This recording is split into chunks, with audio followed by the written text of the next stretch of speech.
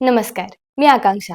साधू सराच्या स्टुडिओमध्ये तुमचं स्वागत आहे. मागच्या भागात आपण लिंगायत समाजाबद्दल इतिहास असेल, पार्श्वभूमी असेल, वीरशैव आणि लिंगायत यामध्ये नेमका फरक काय आहे, वीरशैव लिंगायत समाज याबद्दल ऐतिहासिक माहिती, पार्श्वभूमी हे सगळं आपण मागच्या भागात जाणून घेतलं होतं.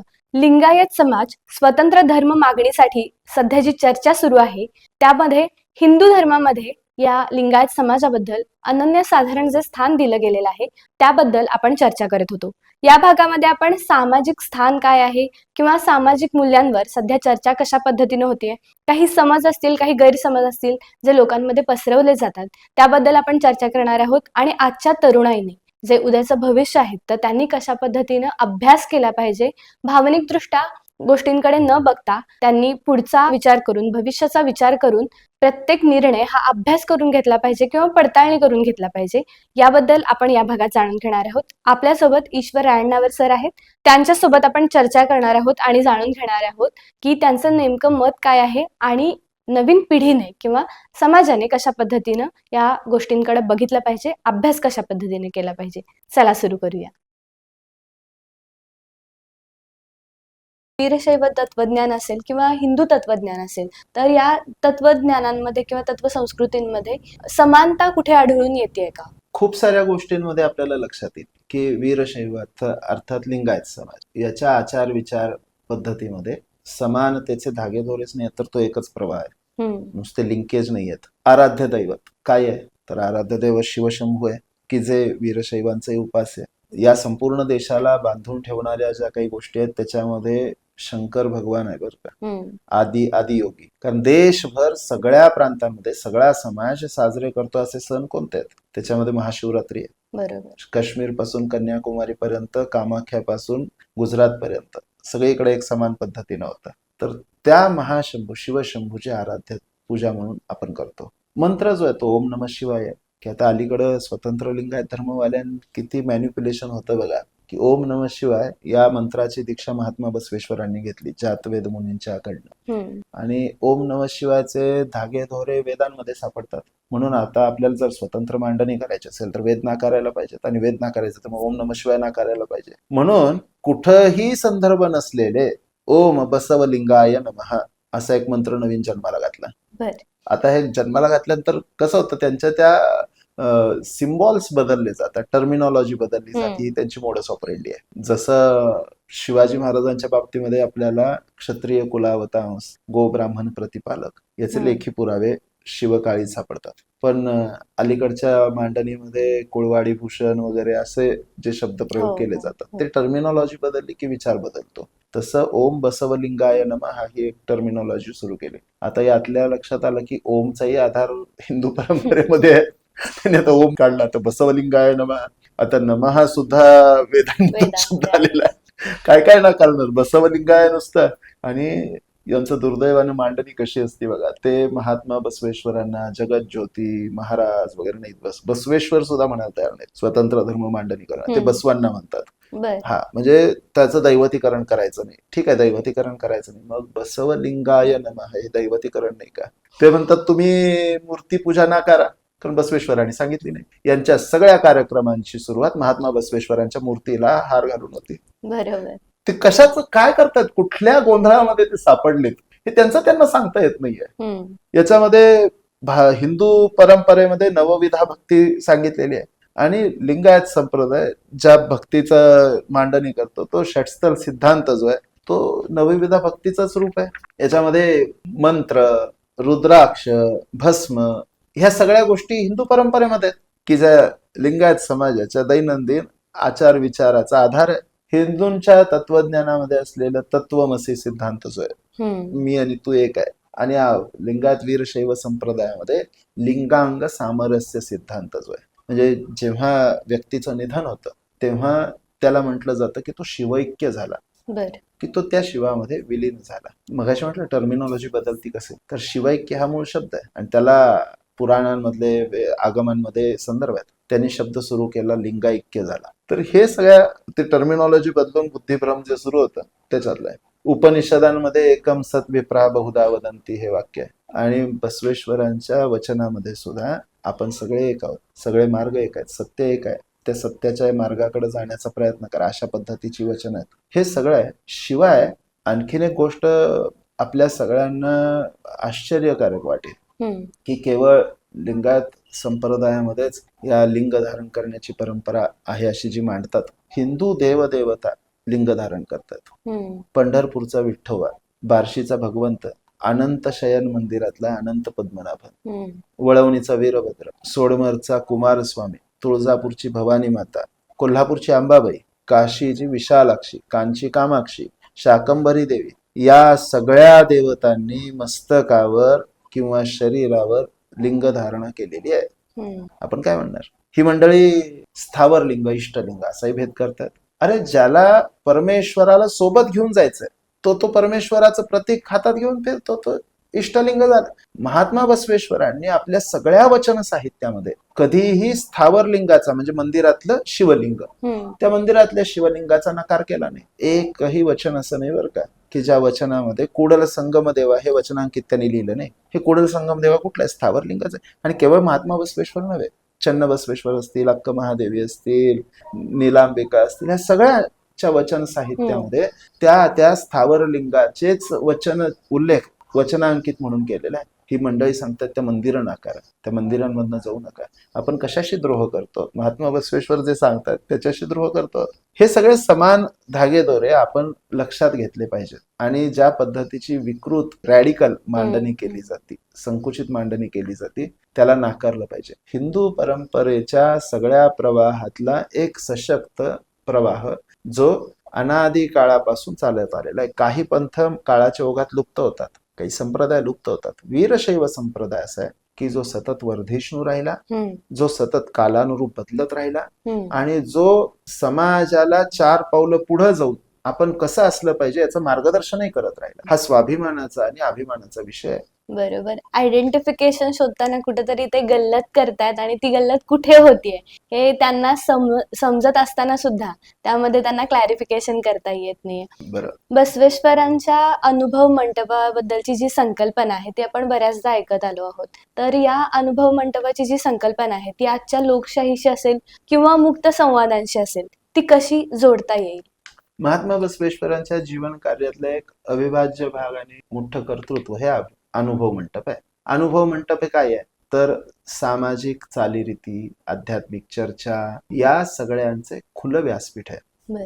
पण खुलं व्यासपीठ असं म्हणतानाही येईल त्याला प्रवेश नाही आहे बरं का. त्यालाही येणाऱ्या सगळ्या साधकांची परीक्षा घेऊन तावून सुलाखून त्यांना प्रवेश आहे. बरं. म्हणजे अगदी अक्क महादेवी आल्या, त्या अक्क महादेवी आल्यानंतर सुद्धा त्यांना प्रश्न विचारले गेले आणि त्या प्रश्नांची समर्पक योग्य उत्तरं दिल्यानंतर त्यांना प्रवेश मिळालेला आहे. असे सगळे शरण. त्या अनुभव मंटपचं आणखीन एक वैशिष्ट्य असं आहे की सगळ्यांनी मुक्तपणानं चर्चा करणं आणि एकमतानं काही तत्वचिंतन सगळ्यांनी मान्य करणं. भारतीय परंपरेमध्ये जो शास्त्रार्थाची परंपरा आहे, आणि केवळ भारतीय परंपरा बरं का, अन्य कुठल्याही परंपरेमध्ये तुम्हाला प्रश्न विचारण्याचे अधिकार नाहीत. पण ही भारतीय परंपरा आहे, आपण मोकळेपणानं प्रश्न विचारू शकतो. आणि शंकराचार्य, मंडन मिश्रा वगैरे असे आपल्याला सगळे शास्त्रार्थही इतिहासामध्ये त्या सगळ्याचं सगळ्या जातीपातींच्या मधनं तत्वचिंतनाचा प्रवाह एकदा दृढ करण्याचं काम अनुभव मंटपनं केलं.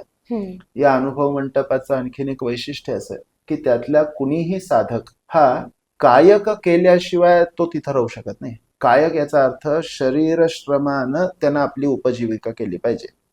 काश्मीरचा राजा आला होता त्या अनुभव मंटपामध्ये आणि मी इथं काय करायचं असं विचारलं, तर त्याला सांगितलं गेलं की तू मोळी गोळा कर, म्हणजे मोळी विकून तू काम कर, आणि तो मोळीगे मारय्या म्हणून त्याचं नाव. तर त्याला राजाला सुद्धा कायक केल्याशिवाय प्रवेश नाही. अफगाणिस्तान मधून, ओरिसा मधून, केरळ मधून, तामिळनाडू मधून अशा त्यावेळेच्या बृहत जो अखंड भारत होता त्या सगळ्या भागातनं आलेले आहेत, आसाम मधून शरण आलेले आहेत, त्या सगळ्यांना हे कायक आहे. आता हे कायकचा आधार केवळ बसवेश्वरांच्या अनुभव मंटप मध्ये दिसतो काय? नाही. शीख संप्रदायामध्ये जा. शीख संप्रदायामध्ये गुरु नानक देवजी सुद्धा काम करायला, श्रम करायला सांगतात. आणि श्रम करायला का सांगतात? कारण मधल्या जातीपाती ज्या जन्माला आल्या त्या कामाच्या स्वरूपावरनं जन्माला आलेल्या. श्रमाची प्रतिष्ठा जोपर्यंत निर्माण होत नाही, आणि सगळं श्रम हे समान आहे, असं होत नाही तोपर्यंत जातीपातीचा भाव जात नाही. हम्म, महात्मा बसवेश्वरांनी दासोह संकल्पना त्यातनं मांडली. हम्म, दासोह म्हणजे आपल्याकडं जे आपल्या आवश्यकतेपेक्षा जास्त आहे ते समाजासाठी खुलं करणं. बर. म्हणजे पुरुषार्थ गाजवून धनसंचय करावा, पण धनसंचयाच्या आधारानं दानधर्म करून पुण्यसंचयही करावा. हम्म, हाच सगळा विचार भारतभरावर का. मगाशी म्हटलं शीख संप्रदायामध्ये आपल्या इकडे दासोह चालतो, तिकडे लंगर चालतात. बरोबर. वेगळी गोष्टच नाहीये. हम्म, जैन समाजामध्ये कसोशीनं काटकसरीनं वैयक्तिक जीवन जगून जेव्हा धार्मिक कार्य येतं तेव्हा आपण बघतो दोन्ही हातांनी सढळ दान करणारी मंडळी आहेत. हा दासोहच आहे. ही मूळ भारतीय परंपरा आहे. हे अनुभव मंडप हे अशा पद्धतीच्या खुल्या चर्चेचं व्यासपीठ होतं आणि त्यातून सगळ्या जातीपातींमधून तत्वज्ञ संत जन्माला आले. ही परंपरा केवळ अनुभव मंडपची नाही, हे लक्षात घेतलं पाहिजे. हम्म, अनुभव मंडप हे 12व्या शतकामध्ये उभी राहिलेली वेदकालीन परंपरेचं पुनरुज्जीवन आहे. वेदांमध्ये आपल्याकडं लोकशाही परंपरा दिसते. वेदांमध्ये आपल्याकडं निवडणुकांची पद्धती दिसते की जे अन्य देशांमध्ये नाही बरं का. अनुभव मंडपचं वेगळं रूप वारकरी संप्रदायामध्ये दिसतं की नाही. वेगवेगळ्या जातीपातींची मंडळी, संत मंडळी आपलं तत्वज्ञान घेऊन समाजाचं प्रबोधन करतात. बरोबर. आपले अभंग घेऊन, गाथा घेऊन समाजाचं प्रबोधन करतात. हे अनुभव मंडप आहे. हम्म, पण दुर्दैवानं काय होतं माहितीये, अनुभव मंडपाची मांडणी करताना हे स्वतंत्र लिंगायत धर्म म्हणून जे मागणी करतात ती मंडळी याला मॅग्ना कार्टाशी जोडतायत, हम्म, याला कामगारांच्या संसदेशी जोडतायत, याला कम्युनिझमशी जोडतायत. हे सगळ्यात वाईट आहे. हम्म, कायकवे कैलासाला ते कामगारांच्या राज्याशी जोडतायत. कम्युनिझमचा इतिहास काय आहे? महायुद्धांपेक्षा जास्त नरसंहार केवळ कम्युनिझमनं केलाय. हा जगाचा इतिहास आहे. रक्तानं बरबटलेला सगळा इतिहास आहे. समाज तोडण्याचा इतिहास आहे. मूळ परंपरांपासून समाजाला हम्म, बाजूला करण्याचा इतिहास आहे. आणि महात्मा बसवेश्वरांच्या पवित्र हातांना हे रक्त लावू इच्छिता तुम्ही.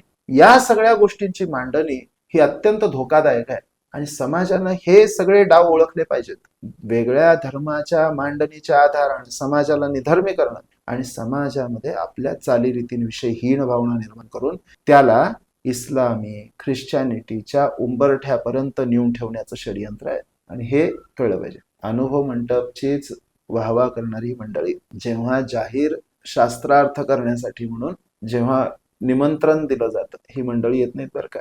जी मोकळ्या चर्चेचा आधार घेऊन सांगतात बसवेश्वरांची ही परंपरा आहे ती मंडळी या सगळ्या मुद्द्यांच्या आधारानं चर्चा करूया म्हटलं तर एका व्यासपीठावर येत नाहीत. बरोबर. लिंगायत समाजाचा सामाजिक सुधारणांमध्ये असेल किंवा जातीविरोधक चळवळींमध्ये असेल, नेमका काय वाटा आहे? युगानुकूल समाजाची रचना करणं याच्यामध्ये लिंगायत समाज, वीरशैव संप्रदाय यानं प्रॅक्टिकली खूप चांगल्या गोष्टी केलेल्या आहेत. हम्म, जसं स्त्री पुरुष भेद ही एक मोठी समस्या होती मधल्या काळाच्या आक्रमणांच्या वेळी. हा काही मूळ भारतीय विचार नाही. आपल्याकडं भारतीय विचार तर एक जिन्सी विचार आहे. हम्म, शिव आणि शक्ती, हम्म, अर्धनारी नटेश्वर ही भारतीय धारणा आहे. आपण स्त्री आणि पुरुषांच्यात भेद करत नाही. अन्य विचारधारांमध्ये स्त्री हे पापाची धनी असं म्हणतात. स्त्रीला चेटकीन म्हणतात. स्त्रीला मनुष्यच म्हणत नाहीत. आपल्याला माहित नाही खूप वेळेला. हम्म, आणि म्हणून स्त्रीला पशुत्वापेक्षा हीन दर्जाची वागणूक अन्य ठिकाणी. आणि आपल्या इकडं स्त्रीमध्ये देवता बघतो आपण. बरोबर. कारण जेव्हा संकट आली तेव्हा सगळ्या देवतांनी आपली शक्ती कशात ओतली? हम्म, त्या दुर्गेच्या अवतारात ओतली.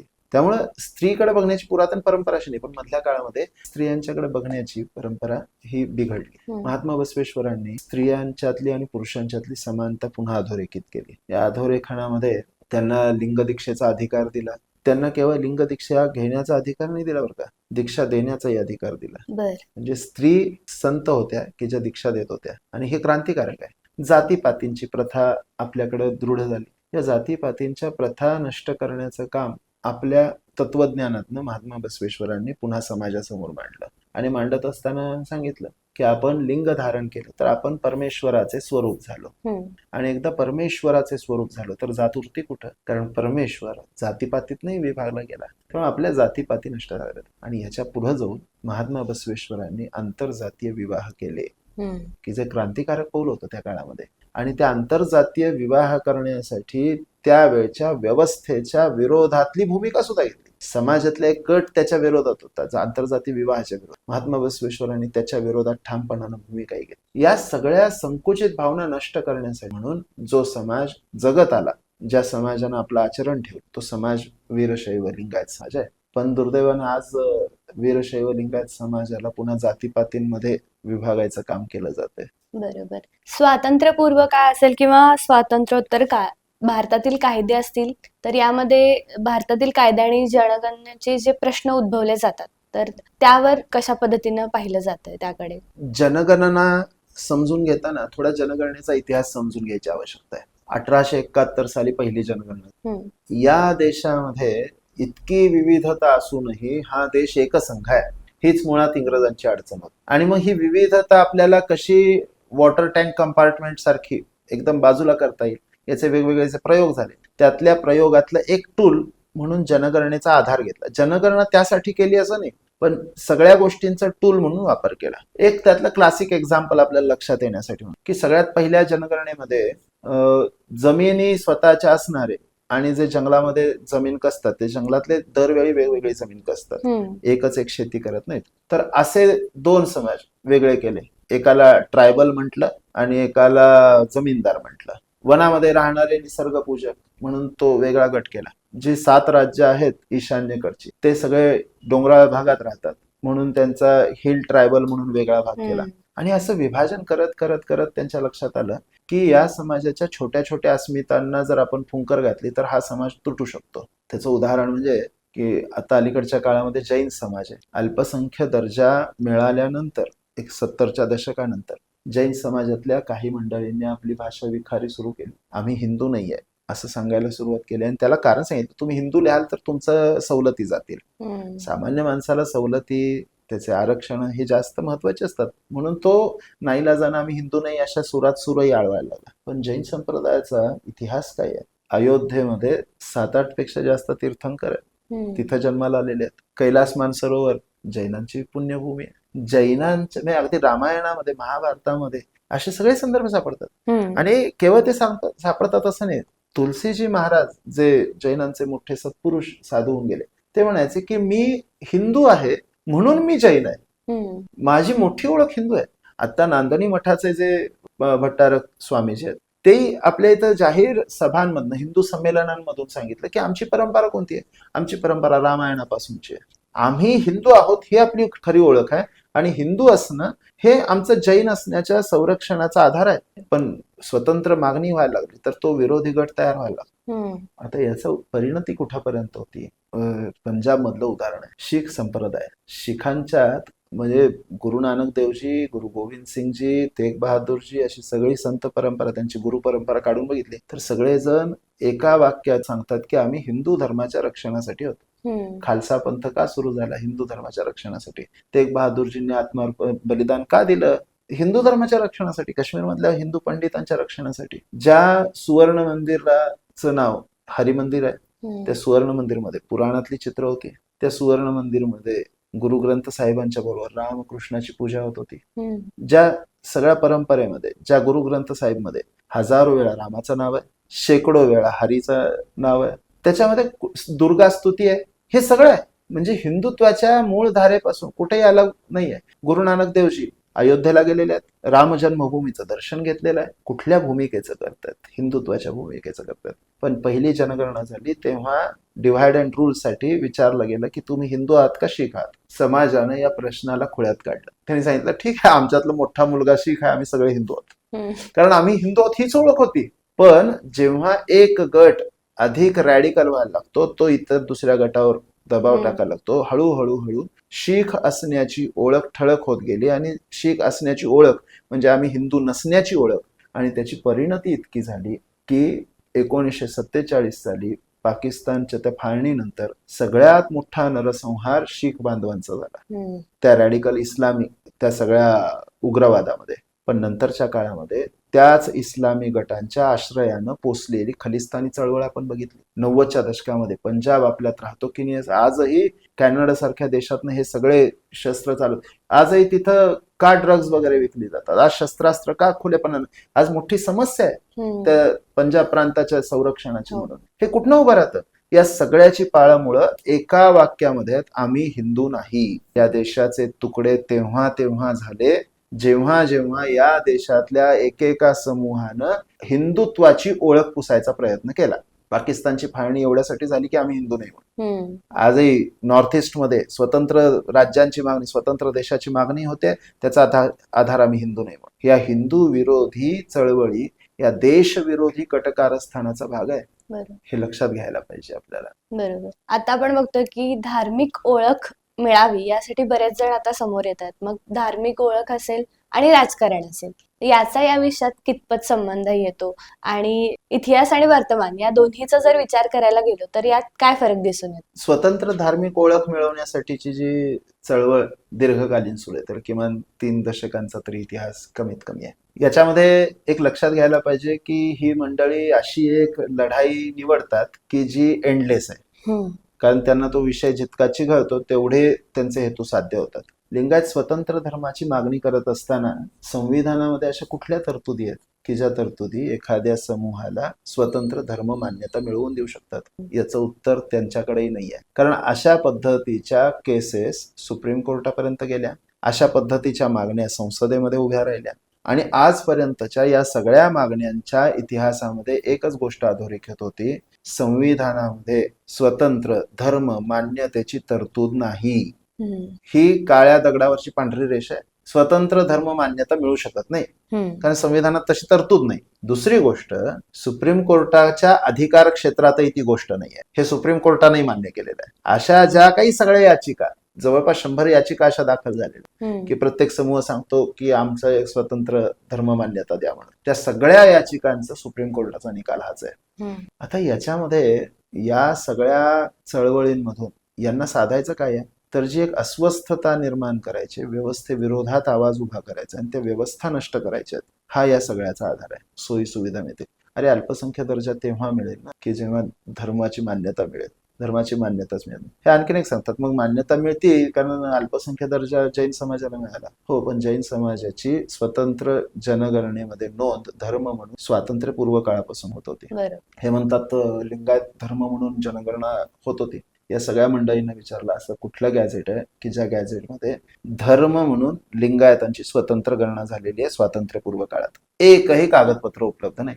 ही केवळ समाजाला दिशाभूल करण्यासाठी म्हणून, म्हणजे आपणही स्वतंत्र धर्म होतो, त्याला ब्रिटिशांचं इंग्रजांच्या राज्यात मान्यता होती आणि आताचं सरकार हे करत नाहीये, अशा पद्धतीची मांडणी ही सगळी मंडळी करतात. हे सगळं न संपणारी लढाई, हे सगळं न मिळणाऱ्या गोष्टी आहेत, हे आपल्या समाजाला समजून घेतलं पाहिजे. आणि दुसरं, दुर्दैवानं आपल्या समाजाला अल्पसंख्य दर्जा मिळाल्यानंतर मिळणाऱ्या फायद्यांचं आमिष दाखवलं जातं, पण समाजातल्या आता अशा कितीतरी जाती आहेत की ज्या आरक्षणाचा लाभ त्यांना मिळतोय. एससी असेल, ओबीसी असेल, या समाजाच्या आता असलेल्या आरक्षणाची स्थिती काय होईल? समजा तुम्ही म्हणताय तसं धर्म मान्यता मिळाली आणि अल्पसंख्य दर्जा मिळाला असंही गृहीत धरा, तेव्हा आत्ताच्या या आरक्षणांची स्थिती काय असेल? ते म्हणतात की जाती तशाच राहतील. जाती कशा राहतील?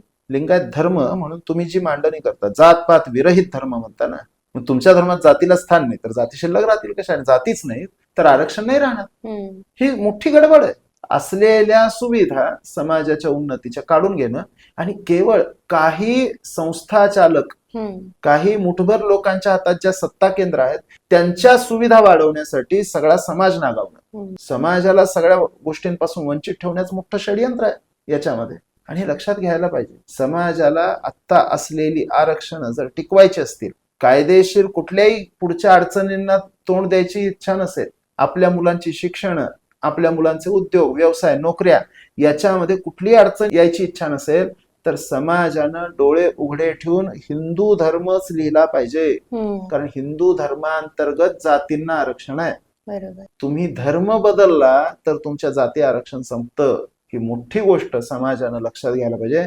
आणि हे यांच्या भूलतापांना बळी न पडता आज मध्यंतरीच्या काळामध्ये खूप साऱ्या मंडळींनी, काही जणांनी आपल्या मुलांचे धर्म हिंदू लिहिले नाहीत, केवळ लिंगायत लिहिलं. आज त्या सगळ्यांचे पासपोर्ट, शिक्षण, नोकरी या सगळ्यांच्या समस्या उभ्या राहिलेल्या आहेत. या सगळ्यांच्या जीवनाशी खेळ करण्याचा कुणाला अधिकार आहे? आणि ह्या पद्धतीनं जी सगळी मंडळी मांडणी करतात त्या सगळ्याचं उत्तरदायित्व ते स्वीकारतात का? हे जास्त घातक आहे. समाजाच्या लाभाच्या दृष्टीने हे बरोबर. महत्वाचं आहे. आता आपण बघतोय की तरुणाई जी आहे ती पुढचं भविष्य घडवणार आहे, ठरवणार आहे आणि स्वतःचंही भविष्य त्यावरून ते ठरवणार आहेत, जसं तुम्ही आता सांगितलं. मग तरुणाईंनी अभ्यास करताना किंवा विचार करताना भावनिकतेवर विचार न करता त्याचा चांगल्या पद्धतीने अभ्यास केला पाहिजे, काही गोष्टी जाणून घेतल्या पाहिजेत. मग यासाठी त्यांनी कुठल्या स्रोतातून कुठलं मूळ त्यांनी अभ्यास केलं पाहिजे? आता जेन झीचा काळ मोठा आहे आणि आपल्याला लक्षात येतं की या जेन झीच्या आधारानं वेगवेगळ्या देशांमध्ये उलथापालथी घडवून आणण्याची षडयंत्र झाली. नेपाळ असेल, बांगलादेश असेल, अन्य देशांची उदाहरणं आपल्या डोळ्यासमोर आहेत. आणि ते सगळं झाल्यानंतर काय उभं राहतं हेही आपल्या सगळ्यांना माहित आहे. तरुणाईनं या सगळ्या आंदोलनांचे बोलवते धनी कोण आहेत, यांचे वाक्यांचे मिनिंग बिटवीन द लाईन्स काय आहेत, हिडन अजेंडा काय आहेत, या सगळ्यांचे वैचारिक अनुबंध कुठल्या विचारधारेशी जुळतात आणि या सगळ्यांमध्ये एक समान तुकडे तुकडे गँगचे जे समान सूत्र दिसतात ती इथं धर्माच्या नावानं उभी आहेत की नाही, हे सगळं तपासून बघायला पाहिजे. ते जे सगळे प्रश्न उपस्थित करतात त्या प्रश्नांना मूळ आधारानं त्यांना प्रतिप्रश्न करायला शिकलं पाहिजे. बरोबर. त्या सगळ्या केवळ मांडणीमध्ये वाहून न जाता त्या सगळ्याची सत्यासत्यता पडताळून बघितली पाहिजे. आणि हे सगळं करत असताना मूळ वचन साहित्य, मूळ आगमशास्त्र, मूळ वेद पुराण, भारतीय परंपरा, तत्वचिंतन, वेगवेगळी दर्शनं, या सगळ्यांच्या दृष्टीतनं या सगळ्याला बघायला शिकायला पाहिजे. तर आपल्याला हे लक्षात येईल की हे सगळं एका मोठ्या कारस्थानाचा भाग आहे. समोर दिसणारी माणसं मंडळी वेगळी आहेत आणि त्याच्या मागून बोलणारी मंडळी वेगळी आहे. यांचे मेंटॉर्स वेगळे आहेत, यांचे वैचारिक पालकत्व वेगळी मंडळी घेतात. आणि ही सगळी एका टर्मिनॉलॉजी मध्ये मांडायचं झालं तर ही सगळी तालिबानी लिंगायतवादी आहेत. आपल्या समाजाला संकुचित करू पाहणारे जिहादी मंडळी आहेत, समाजाला धर्मांतरित करू पाहणारी मिशनरी मंडळी आहेत, समाजाला निधर्मी करू पाहणारी मंडळी आहेत. या सगळ्या मूळ स्रोतांच्या आधारानं सगळ्या गोष्टींना प्रतिप्रश्न केला पाहिजे. याच्या भूमिकेमध्ये काम करताना लक्षात येतं की कुठल्याही मूलभूत प्रश्नाला ते उत्तर द्यायला जात नाहीत बरं का. एक प्रश्न विचारला की त्या प्रश्नाला ते स्किप करतात आणि ती दुसरी भूमिका मांडतात. तिथं काही विचारायला गेलं की तिसरी भूमिका मांडतात. एकाही प्रश्नाला सखोल पद्धतीनं जात नाहीत आणि दुर्दैवानं त्याची मांडणी केवळ आणि केवळ विद्वेषाच्या आधाराने उभी राहते, केवळ विद्रोहाच्या आधाराने उभी राहते, समाजाला शिव्या देण्याच्या आधाराने उभी राहते, एका गटाला शत्रू म्हणून उभे करण्याच्या आधाराने उभी राहते. आणि हे समाजाच्या दृष्टीनं घातक आहे. म्हणून तरुणाईला विशेष आवाहन आहे की आत्ता जो देशाचा एक प्रगतीचा विकासाचा प्रवास गतिमान झालेला आहे, या विकासाच्या गतीमध्ये तरुणाईची गती महत्वाची आहे. आणि म्हणून या सगळ्या विचारधारांच्याकडे उघड्या डोळ्यांनी बघून सत्यासत्य तपासून याच्या मागे आपण गेलं पाहिजे असं वाटतं. बरोबर. मग ही जी माहिती पडताळली पाहिजे, तरुणाईंनी असेल किंवा सगळ्यांनीच असेल, तर ही कशा पद्धतीने पडताळली पाहिजे, योग्य पद्धत कोणती असू शकते त्यासाठी? कारण अनेक गैरसमज यामुळे निर्माण होत आहेत आणि समज असतील, गैरसमज असतील, दोन्ही निर्माण होत आहेत. तर मग यामध्ये माहिती पडताळण्यासाठी काय केलं पाहिजे? एकतर आपल्याकडे जी परंपरा आहे ती शास्त्रार्थाची परंपरा आहे, ती दृढ केली पाहिजे. मी म्हणत नाही की या सगळ्या विभाजनवादी मंडळींशी आपण बायकॉट केलं पाहिजे, तसं नाही. त्यांच्याशी चर्चा केली पाहिजे, त्यांचा विचार ऐकल्यानंतर प्रतिप्रश्न केले पाहिजेत. मूळ ग्रंथ, मूळ संदर्भ आणि ते सगळ्या अर्थानं, म्हणजे याचे 2-3 अँगलनं जरी विचार केला, तत्वचिंतनाच्या आधाराने विचार केला तर तात्विक चर्चाच्या आधारानं आपण ते सगळं तपासून बघितलं पाहिजे. कायदेशीर सोयी सवलती वगैरे कायदेशीर बाबींचा ते जी मांडणी करतात ती तपासून बघितली पाहिजे. आणि तिसरी गोष्ट, या देशाच्या विभाजनामध्ये ज्यांना स्वारस्य आहे, हिंदू समाजाच्या शक्तिक्षयामध्येच ज्यांना आनंद आहे, अशा मंडळींचे छुपे अजेंडे यांच्या तोंडातून दिसत आहेत की हे पडताळून बघितलं पाहिजे. बरोबर. आणि हे लक्षात आलं तर आपण या सगळ्याकडे योग्य डोळे उघडे ठेवून बघू असं चित्र उभं राहील. आता या सगळ्यामध्ये आपण जर बघितलं, समाजात संवाद असला पाहिजे, त्यासाठी मेन जी गोष्ट आहे ती, त्याचबरोबर समन्वय साधला पाहिजे आणि ऐतिहासिक अभ्यास जो आहे तो केला पाहिजे, जेणेकरून तुम्ही सगळ्याचा विचार करून तुमचा विचार मांडायची तुमची एक तयारी होईल किंवा ताकद राहील. तर मग या सगळ्यामध्ये अभ्यास करताना कशा पद्धतीने त्यांनी अभ्यास केला पाहिजे, काय संदेश द्याल तुम्ही यातून? आता एकूण समाजाला या सगळ्यामध्ये अभ्यास करण्यासाठी म्हणून भारतीय जीवनदृष्टी मुळात समजून घ्यायची आवश्यकता आहे. रिलिजन या शब्दाच्या चष्म्यातनं आपण भारतीय धर्म संकल्पना नाही समजावून घेऊ. अन्य विचार प्रवाहांच्या संदर्भानं आम्ही आमची संस्कृती नाही समजत. मुळात भारतीयता काय आहे, भारतीय जीवनदृष्टी काय आहे, भारतीय धर्मसंकल्पना काय आहे, भारतामध्ये वैदिक अवैदिक अशी मांडणी आहे का, भारतामध्ये आस्तिक आणि नास्तिक याचे अर्थ नेमके काय आहेत हे सगळं पडताळून बघितलं पाहिजे आणि खोल अभ्यासाचे विषय आहेत. पण या दृष्टीनं आपण प्रवृत्त झालो पाहिजे. या सगळ्याच्या पार्श्वभूमीवर अन्य सगळ्या विचारधारांना तपासून बघितलं पाहिजे. बरोबर. भारतीय परंपरेची आणि अन्य विचारधारांची नेमकी कशात मूलभूत फरक आहेत आणि मग सर्वे सुखिनः सन्तु सर्वे सन्तु निरामयाः असं म्हणणारा, कृण्वन्तो विश्वमार्यं म्हणणारा, वसुधैव कुटुंबकम म्हणणारा भारतीय आणि अन्य विचारधारांमध्ये आम्ही वेगळे आहोत, अन्य वेगळे आहेत असं म्हणणारा, श्रद्धावान श्रद्धाहीन अशी मांडणी करणारा, याच्यात नेमका मूलभूत फरक काय आहे हे तपासून बघितलं पाहिजे. दुसरं बघितलं पाहिजे की आपल्याकडं कर्मकांड, चालीरीती या केवळ पायऱ्या आहेत, हे साधन आहे, ते साध्य नाही आहे. आपल्याकडची मोक्षाची कल्पना काय आहे, आपल्याकडच्या पुरुषार्थाची कल्पना काय आहे, आपल्याकडं वर्णांची नेमकी कल्पना काय आहे, जातीपाती कधी आल्या, जाती आणि वर्ण यांच्या गडबडी काय आहेत हे सगळं तपासून बघितलं पाहिजे. आणि मग लक्षात येईल की या दोषांच्या निराकरणाची एक पद्धती आमच्याकडे अंगभूतच आहे. भारतीय समाज हजारो आक्रमणांमध्ये जो टिकला त्याचं कारण आहे की आम्ही सतत परिवर्तनशील राहिलो. जो परिवर्तनशील नाही राहिला तो संपला.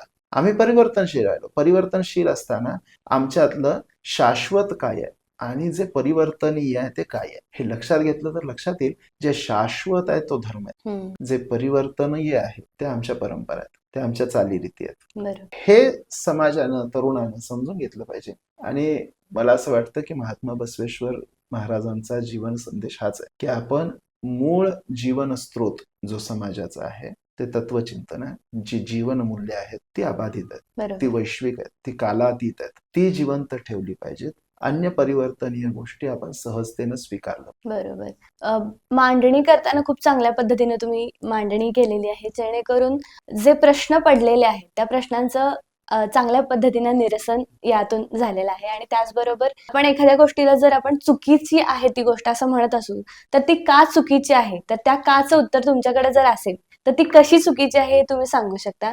आणि एखादी गोष्ट जर बरोबर असेल तर ती का आणि कशी बरोबर आहे याचंही तुम्हाला सांगता येऊ शकतं. त्याचबरोबर आपण भारतीय संस्कृतीला आतापर्यंत जपत आलो आहोत. भारतीय संस्कृती आपलं मूळ आहे आणि त्याच्यानंतर हिंदू धर्मामध्ये काय सांगितलेलं आहे आणि या सगळ्या पायऱ्या आहेत. कुठेतरी मुळापासून जर आपण झाड उगवताना ते मुळापासून उगवतं. त्यामुळं मूळ जर शाबूत असेल, चांगल्या पद्धतीनं मूळ जर घट्ट धरून असेल तरच झाड वाढू शकतं आणि मग तुम्ही त्याची फळे खाऊ शकता. त्यामुळं आधी मूळ तुम्ही तुमचं चांगल्या पद्धतीनं जपा, मुळाचा अभ्यास करा आणि मगच फळाची अपेक्षा करा. हे यातून आपल्या आजच्या चर्चेतून बऱ्याच लोकांना समजलं असेल आणि चर्चेतून या गोष्टी निष्पन्न सुद्धा झालेल्या आहेत. आणि जेव्हा आपण एखाद्या गोष्टीचं आयडेंटिफिकेशन मागतो की ही आमची ओळख आहे आणि नवीन ओळख ही आम्ही निर्माण करतोय, तर तेव्हा कुठेतरी तुम्हाला जुन्या ओळखीचा कुठेतरी संदर्भ हा घ्यावाच लागतो. त्यामुळं पूर्णपणे नवीन ओळख ही निर्माण करणं, तसं बघायला गेलं धर्माच्या बाबतीत असेल, जातीच्या बाबतीत असेल, हे फार वेगळ्या पद्धतीने आहे. आणि जसं तुम्ही सांगितलं, ओम काढला, नमः काढला तर राहिलं काय? बरोबर. म्हणजे शेवटी तुम्ही मूळ जर नाकारत असाल तर तुमचं झाड कधीच उगवणार नाही. आणि या गोष्टी आपण लोकांपर्यंत पोहोचवणं आणि वेळोवेळी पोहोचवणं हे तितपत महत्वाचं आहेच. आणि आज इतक्या छान पद्धतीनं तुम्ही सांगितलं महात्मा बसवेश्वरांनी कशा पद्धतीनं लोकांपर्यंत ज्या गोष्टी मूळ पोहोचवायच्या होत्या त्या कशा पद्धतीनं पोहोचवल्या आहेत आणि ज्या गोष्टी त्यांनी त्या काळात पाहिल्या होत्या किंवा त्या विचारधारेनं तेव्हा चालत होते, त्या विचारधारेचा आता सुद्धा तुम्ही जर अवलंब केला तर खऱ्या पद्धतीनं तुम्ही त्यांच्या विचारांवर चालताय हे आपण म्हणू शकतो. आणि तुम्ही छान माहिती दिलीत. आज साधा सराच्या स्टुडिओमध्ये आलात त्याबद्दल खूप खूप धन्यवाद. धन्यवाद. आज या निमित्तानं एक प्रदीर्घ चांगली चर्चा आपल्या व्यासपीठावर करता आली. या निमित्तानं मी आपल्या माध्यमातून समाजाला आवाहन करेन की एका संकुचित वृत्तीनं जगणारा समाज उभा करायचा आहे की महात्मा बसवेश्वरांच्या दृष्टीनं वैश्विक चिंतन करणारा समाज उभा करायचा आहे, नाकारणारा समाज उभा करायचा का स्वीकारणारा समाज उभा करायचा, भिंती उभ्या करून अन्य जगाशी संबंध तोडणारा करायचा का भिंती पाडून जगामध्ये चराचरामध्ये एकत्वाचा संबंध प्रस्थापित करणारा समाज उभा करायचा आहे. आपण ठरवायला पाहिजे. हे ठरवत असताना एकच कृती आवश्यक आहे, ती आहे जनगणनेमध्ये हिंदू होतो, हिंदू आहोत, हिंदू सांगणार आणि हिंदूच लिहिणार ही भूमिका समाजानं पक्की केली पाहिजे. विभाजनकारी, देशद्रोही, निधर्मी शक्तींना आपल्या कृतीतून, उक्तीतून बोलण्यातून, आपल्या विचारातून आपण उत्तर दिलं पाहिजे असं वाटतं. बरोबर. आपल्या माध्यमातून समाजाच्या एका मोठ्या स्तरापर्यंत हा विषय जाईल. आपण हा महत्वाचा विषय साधं सरळ पद्धतीनं समाजासमोर आणला, याबद्दल आपले धन्यवाद. धन्यवाद. पार्ट 1 आणि पार्ट 2 या दोन्ही भागांमध्ये आपण लिंगायत वीरशैव समाजाबद्दल जाणून घेतलेलं आहे. कशा पद्धतीनं महात्मा बसवेश्वरांनी त्यांचं काम केलेलं आहे. मानवता असेल, समता असेल, बंधुता असेल, तर या तिन्ही गोष्टींवर कशा पद्धतीनं लोकांना जोडून ठेवलं पाहिजे किंवा लोकांपर्यंत ज्या गोष्टी माहीत नाहीत त्या त्यांच्या भाषेत कशा पद्धतीने सांगितल्या पाहिजेत. यामध्ये अनुभव मंडप असेल, जिथे वेगवेगळ्या प्रश्नांचं निरसन केलं जात होतं. अशा वेगवेगळ्या संकल्पना राबवून महात्मा बसवेश्वरांनी त्यांचं काम केलेलं आहे. या भागामध्ये आपण कायदेशीर बाजू असेल किंवा समाजापर्यंत ज्या गोष्टी पोहोचल्या नाहीत त्या कशा पद्धतीने पोहोचवल्या पाहिजेत आणि त्याचबरोबर युवा पिढीनं कशा पद्धतीनं या गोष्टींकडे बघितलं पाहिजे. यामध्ये कोणाच्याही मतांना किंवा कोणाच्याही बाजूंना आपण समज किंवा गैरसमज असतील किंवा कोणताही आग्रह यातून नाहीये, पण त्याच पद्धतीनं आपण प्रत्येक गोष्टींवर जेव्हा अभ्यास करू शकतो तर त्या गोष्टींवर आपण अभ्यास कशा पद्धतीनं केला पाहिजे आणि त्यानंतर आपण त्याचे निष्कर्ष लावले पाहिजेत, हे आपल्या या चर्चेतून आपण बघितलेलं आहे. आणि ईश्वर अण्णावर सरांनी आपल्याला खूप छान माहिती दिलेली आहे. आणि त्याचबरोबर स्वातंत्र्यपूर्व काळ असेल किंवा स्वातंत्र्योत्तर काळ असेल तर त्यामध्ये कशा पद्धतीनं कार्य चालू होतं, हिंदू समाज असेल किंवा भारतीय संस्कृती असेल किंवा कोणत्याही समाजाबद्दल किंवा कोणत्याही जातीबद्दल कशा पद्धतीनं आपण आपले विचार मांडले पाहिजेत. हिंदू संस्कृती हे सगळ्याचं मूळ आहे आणि त्या विचारधारेला पुढे धरून आपण काम केलं पाहिजे, हे आजच्या या चर्चेतून आपण जाणून घेतलेलं आहे. पुन्हा आपण भेटणार आहोत अशाच एका नवीन विषयासोबत साधं सरळच्या स्टुडिओमध्ये. त्यामुळं जर तुम्ही अजून आमच्या चॅनलला सबस्क्राईब केलं नसेल तर नक्की सबस्क्राईब करा, जेणेकरून असेच नवनवीन माहितीशीर पॉडकास्ट तुमच्यापर्यंत पोहोचतील. आणि बेल आयकॉन दाबायला विसरू नका, जेणेकरून साधं सरळच्या स्टुडिओमधून निघालेला प्रत्येक पॉडकास्ट तुम्हाला पहिला नोटिफिकेशन येईल आणि तुमच्यापर्यंत त्याची माहिती पोहोचेल. त्याचबरोबर तुम्हाला हा पॉडकास्ट कसा वाटला हे कमेंट करून जरूर सांगा. लाईक करा, शेअर करा आणि चॅनलला सबस्क्राईब करा. आणि हो, तुम्हाला जर तुमचा आवडता गेस्ट आमच्या स्टुडिओमध्ये पाहायचा असेल तर तुम्ही खाली दिलेल्या नंबरवर संपर्क साधू शकता किंवा आम्हाला इंस्टाग्रामवर DM करू शकता. साधं सरळ या नावाने आपण इंस्टाग्रामवर आपलं पेज आहे, त्यावर सुद्धा तुम्ही मेसेज करून सांगू शकता तुमचा गेस्ट आपण आपल्या स्टुडिओमध्ये बोलवून त्यांच्याबरोबरची मुलाखत आम्ही तुमच्यापर्यंत पोहोचू. धन्यवाद.